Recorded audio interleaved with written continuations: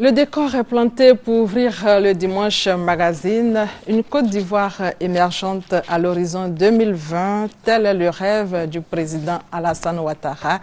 Et dans moins de 7 ans, nous serons en 2020. Pour les opérateurs économiques, il faut préparer les mentalités à s'inscrire dans cette dynamique, à commencer déjà par les entreprises. La grande question aujourd'hui est quelle serait la contribution des entreprises dans l'émergence de la Côte d'Ivoire? Pour en parler, notre invité est M. Moussa Diomandé, spécialiste en management de la performance, président de l'Association des entreprises privées de Côte d'Ivoire. Bonjour, Monsieur Diomandé. Bonjour, Madame. D'abord, pour commencer, qu'est-ce qu'un pays émergent? Bien, voilà, Madame, vous avez plusieurs explications pour faire comprendre aux Ivoiriens qu'est-ce que c'est qu'un pays émergent. Mais je dois dire qu'un pays émergent, c'est un pays qui propose des services, c'est un pays qui propose des offres au monde entier, c'est un pays qui est compétitif sur tous les plans. Aujourd'hui, on parle d'une Côte d'Ivoire émergente à l'horizon 2020. Comment comprenez-vous ce rêve du chef de l'État? Le président Alassane Ouattara a tracé un cadre de référence fondamental. Il souhaite que la Côte d'Ivoire soit émergente à l'horizon 2020. C'est une très bonne chose, c'est une motivation, c'est une vision globale. Mais je dois dire que les Ivoiriens doivent prendre cela comme une motivation. Mais il faut préparer notre pays à rentrer dans la nouvelle révolution industrielle en cours. Et c'est cela le vrai défi. Il faut préparer les mentalités. Pour continuer, nous allons marquer d'abord une courte pause pour suivre cet élément de Kwasi Mamadou qui présente les difficultés dans la création d'entreprises et les recommandations du patronat. En Côte d'Ivoire, 4,5 millions de jeunes sont en quête d'emploi après leur formation. Nombreux sont ces jeunes qui souhaitent entreprendre d'eux-mêmes. Mais leur initiative est souvent confrontée à des obstacles. Ces difficultés sont essentiellement les frais de création d'entreprise, qui sont dans l'ordre de 182 000 francs CFA. À cela s'ajoute le délai de création jugé assez long et le fort taux de prélèvements fiscaux et parafiscaux. Tous ces facteurs sont la conséquence des 4 000 petites et moyennes entreprises créées en Côte d'Ivoire pour une population de 22 millions d'habitants, pendant qu'en France, l'on note 3 millions de PME pour une population de 65 millions d'habitants. Pour régler cette situation, plusieurs propositions sont faites, notamment la vulgarisation de la connaissance en matière entrepreneuriale dans les écoles et dans les universités, l'adéquation entre la formation et l'emploi, c'est-à-dire adapter le profil des apprenants à la réalité du monde des affaires. Selon des spécialistes en création d'entreprises, l'État doit encourager la création des microfinances, des propositions qui, si elles sont mises en œuvre, pourront permettre de réduire le taux de chômage ainsi que le taux de pauvreté en Côte d'Ivoire.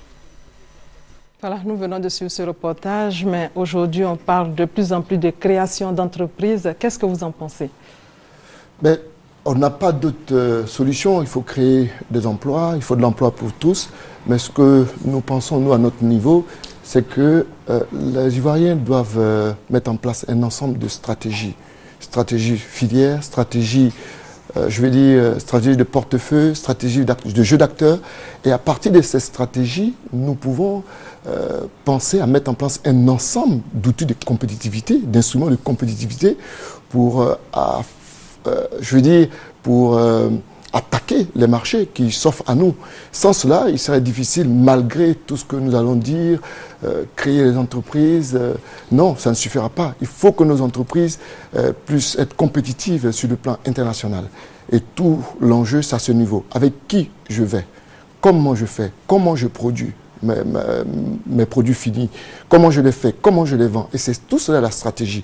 Donc la Côte d'Ivoire doit mettre en place un ensemble de stratégies de filière, stratégie de jeu d'acteurs, comme je l'ai dit, stratégie spéculative, avoir des brevets, des licences. Et c'est cela le commerce mondial.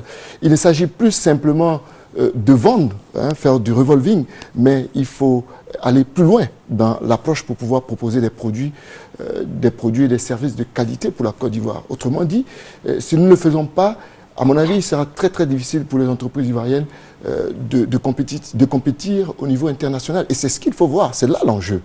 Le monde se complexifie, les données changent et surtout connaître les règles du commerce mondial. Est-ce que l'Ivoirien est prêt? Est-ce que l'Ivoirien est préparé à tout cela? Mais madame, il ne s'agit pas d'être prêt. Pour moi, j'ai l'habitude de dire aux gens qu'il ne sert à rien d'espérer.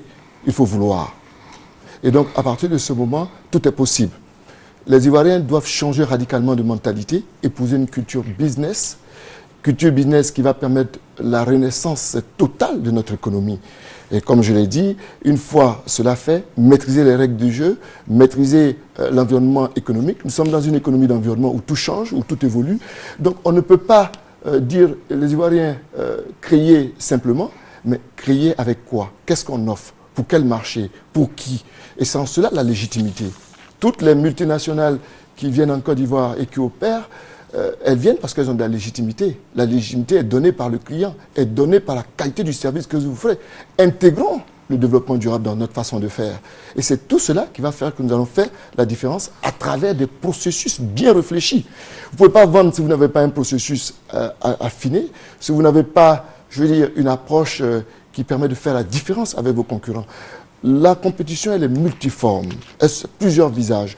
Donc, allons-y au-delà de la simple création d'entreprises, avoir des entrepreneurs qui sont capables de comprendre le monde, qui sont audacieux, qui sont capables de relever des défis partout dans le monde. Et c'est cela, la réalité. Donc, nous pensons que les Ivoiriens ont toutes les possibilités. Nous avons connu des moments difficiles, mais il ne faut pas se résigner.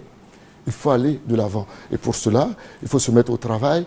Il faut travailler selon une méthodologie. J'ai parlé d'instruments de compétitivité. Et cela est important. Et avec nos partenaires, il faut prendre des engagements. Il faut partager les objectifs. La Côte d'Ivoire doit s'engager dans des grands projets, madame. Il ne s'agit pas d'avoir des projets, je veux dire, qui ne portent pas de grands projets. Fabriquer des voitures, c'est cela la compétitivité. Essayons. La Corée l'a essayé. Aujourd'hui, la Corée, mais je veux dire que chaque pays a son modèle de développement, mais n'ayons pas de complexe. Il faut aller plus loin dans notre façon de faire. Les autres sont certainement devant, mais nous, aujourd'hui, on court plus vite. C'est ça, la réalité. Et vous êtes là aujourd'hui, justement, en tant que président de l'Association des entreprises privées de Côte d'Ivoire. Quelle serait la contribution des entreprises pour faire de la Côte d'Ivoire un pays émergent en 2020? Ben, pour être émergent, comme je l'ai dit au départ, en termes de définition, vous savez, je n'ai pas utilisé la définition macroéconomique où il faut avoir un taux de croissance qui s'approche du taux de croissance des pays développés. Non, je pense que le taux de croissance, il est bon que s'il est durable.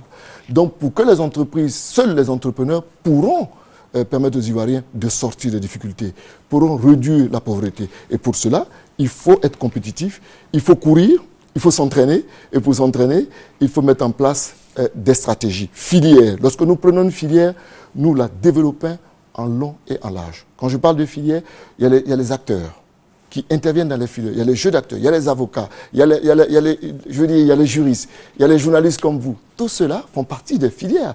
Si vous prenez la filière, la filière service, mais c'est tout un ensemble. Il faut communiquer pour que les gens puissent comprendre. Il y a la presse écrite aussi, il y a les écrivains, il y a les économistes. Il faut écrire pour soutenir, l'émergence qu'on veut faire. Et si on ne le fait pas, les Ivoiriens ne comprendront pas l'émergence. C'est vrai que les entreprises doivent aller plus loin dans leur affaire, produire des services de bonne qualité, produire des produits durables. C'est important parce que la compétition va se faire sur des processus, sur des détails, madame. C'est vrai qu'il faut oser, qu'il faut travailler, mais quel sera le rôle de l'État? Ben, je l'ai dit, moi je parle de stratégie de filière ou de stratégie de jeu d'acteurs ou même de stratégie de portefeuille ou de spéculative. Mais la stratégie spéculative, c'est l'État. Nous faisons des recherches, les brevets, qui enregistre les brevets, qui fait que si vous utilisez un produit de Made in Côte d'Ivoire, le Made in Côte d'Ivoire est promu et utilisé au Brésil, que c'est les entreprises ivoiriennes qui bénéficient, c'est l'État. Donc l'État doit jouer un rôle. Et ce rôle, c'est de faire évoluer les réglementations, nous permettre de comprendre les enjeux. L'État doit également faire évoluer, la fiscalité. Pourquoi, par exemple, taxer le travail? Pourquoi taxer le travail? Oui. Donc, c'est des débats. Il faut qu'on parte plus loin, qu'on discute et qu'on essaye de trouver des compromis. De telle sorte que tous les partenaires puissent, à leur niveau, jouer un rôle. Lorsque nous avons décidé de faire un grand projet, tous ceux qui sont partenaires, que ce soit les employés, ils disent oui, vous voulez que nous vous augmentons, vous donnons des salaires un peu plus élevés, mais quelle sera votre contribution horaire dans la fabrication des ordinateurs Made in Côte d'Ivoire? C'est cela la réalité, madame. Tous les pays que vous voyez ont une stratégie, mais on se bat avec des stratégies. Donc l'État doit jouer son rôle, faire évoluer la réglementation, nous permettre de réduire les barrières, les barrières technologiques, nous permettre de réduire, mais pour mieux comprendre le marché. Vous savez, le monde aujourd'hui traverse une situation difficile. Situation difficile parce que nous avons, avec les compliance, ce qu'on appelle la réglementation, la régulation, l'argent circule difficilement. Et ça, il faut être conscient de cela. Qu'est-ce qu'il faut faire? Les marchés financiers vont se cloisonner, c'est clair. Ce qui va faire qu'on va assister à des marchés locaux. Vous avez la loi BAL 2, BAL 3, le régulateur, ce qui fait que l'argent circule difficilement. Donc, le financement, l'État peut mettre en place un grand fonds souverain pour appuyer les entreprises qui sont à l'international. Et c'est important, on ne peut pas le faire sans cela.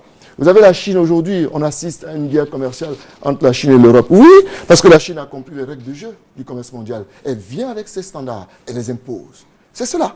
Les établissements financiers ont également un rôle à jouer. Les établissements financiers ont également... Vous savez, nos banques doivent être compétitives.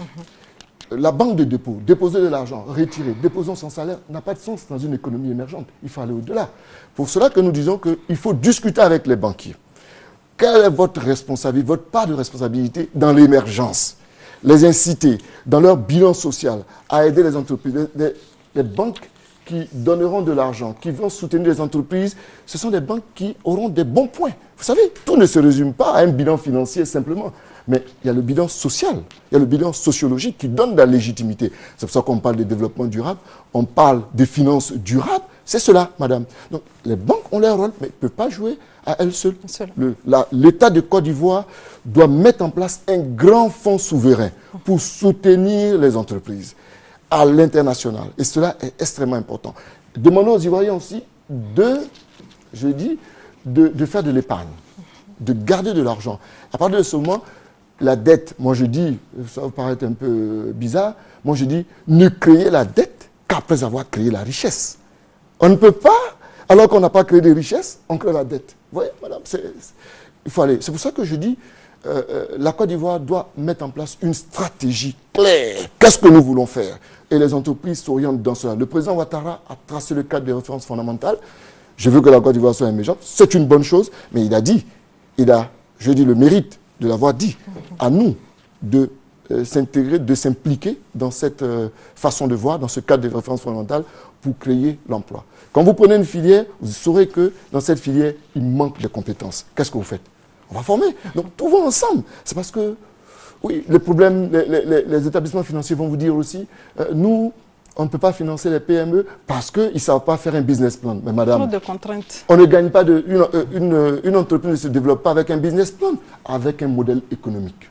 Voilà, un business plan, c'est un agrégat comptable. Vous dites, je vais gagner de l'argent cette année, demain, après-demain. Et puis, mais est-ce que c'est sûr que vous allez gagner? Ce qu'il faut gagner de l'argent, c'est le modèle économique. Quand vous prenez des multinationales américaines, elles gagnent de l'argent parce qu'elles offrent, elles ont de la légitimité à partir du modèle économique. Donc je demande aux Ivoiriens, oui, il faut créer, mais ayez une idée. L'idée, il y a beaucoup de choses là-dedans. Il y a le processus, il y a la stratégie, il y a la façon de faire. Avec qui je fais? Est-ce que je pars avec Madame Delphine ou non? Voilà, je m'associe avec qui je travaille. Pourquoi? Si les compétences, je ne les ai pas en Côte d'Ivoire, où je vais les chercher? Il ne faut pas avoir de complexe. Il ne faut pas avoir de complexe. Mais déjà, est-ce qu'on peut avoir une idée des secteurs porteurs d'emploi aujourd'hui en Côte d'Ivoire? À mon avis, je dis que tous les secteurs sont porteurs d'emploi. Tous les secteurs. C'est vrai que le monde évolue d'une certaine façon. La Côte d'Ivoire, quand vous regardez des pays comme la Corée, n'ont pas eu à l'époque un tissu productif au départ. La Corée n'est pas partie sur de base. La Corée n'avait même pas de matières premières à exporter. Donc, ils ont construit leur stratégie d'abord sur, je l'appelle, une stratégie de portefeuille. Vous allez avoir des grandes multinationales dans les nouvelles technologies, des grandes multinationales dans les technologies, des grandes multinationales dans tout ce qui est bien ménagé. Mais on peut le faire. Fabriquer une machine à laver, vous pensez que c'est difficile? Vous pensez que c'est difficile? Non. Oui, mais si on ne le fait pas maintenant, il arrivera un moment où les Africains ne pourront pas faire le commerce parce que tout sera breveté. Lorsque vous allez vouloir fabriquer une montre, on dit, mais la montre que je porte là, vous ne pouvez plus la fabriquer parce que le brevet est déjà déposé. Et vous allez faire quoi? Allons-y vite. Sortons le coût de la fabrication, le coût de la création des entreprises. C'est bien, c'est une bonne chose. Mais est-ce que c'est ce que vous pouvez gagner des marchés? Quel message le président peut-il lancer aux Ivoiriens et singulièrement aux entreprises ivoiriennes? Mais madame, je voudrais revenir sur le fait que le monde a changé. Le monde a changé radicalement. Et que les Ivoiriens doivent comprendre cela, que faire du business n'est pas quelque chose de simple. Il faut des entrepreneurs bien formés, capables de comprendre les règles du jeu du commerce mondial, des entrepreneurs capables, décomplexés. Hein. Je l'ai dit au départ, il ne faut pas avoir de complexe face aux autres. Ils vont plus vite, mais nous, désormais, on doit montrer que nous sommes capables. Donc j'encourage les Ivoiriens à le faire et à travailler de façon méthodologique. Et l'État a un rôle. Il faut qu'on nous trace le cadre. Le cadre a déjà été tracé, mais il faut que tout le monde s'engouffre. Fabriquons des voitures. J'ose espérer que d'ici 2020, la Côte d'Ivoire aura sa première voiture. Pourquoi déjà, pas ouais. Nous aurons nos premiers ordinateurs, nous aurons nos premiers... Merci, monsieur Moussa Diomandé d'être venu sur notre plateau. Pour être donc un pays émergent à l'horizon 2020, il faut travailler pour que cette politique du président Alassane Ouattara de faire de son pays une économie émergente d'ici les 7 prochaines années soit une réalité. Et puis rappelons que la sécurisation de la renaissance africaine est au menu du sommet des 50 ans de création de l'UA, sommet qui s'est ouvert hier samedi en présence de plusieurs chefs d'État. Parmi ces chefs d'État, le président en exercice de la CEDEAO, le président Alassane Ouattara, qui a quitté Addis Abeba ce dimanche à la mi-journée pour Paris. Et pour terminer, c'est la traditionnelle fête des mères aujourd'hui. Hommage à toutes les mamans et bonne fête à toutes et à tous.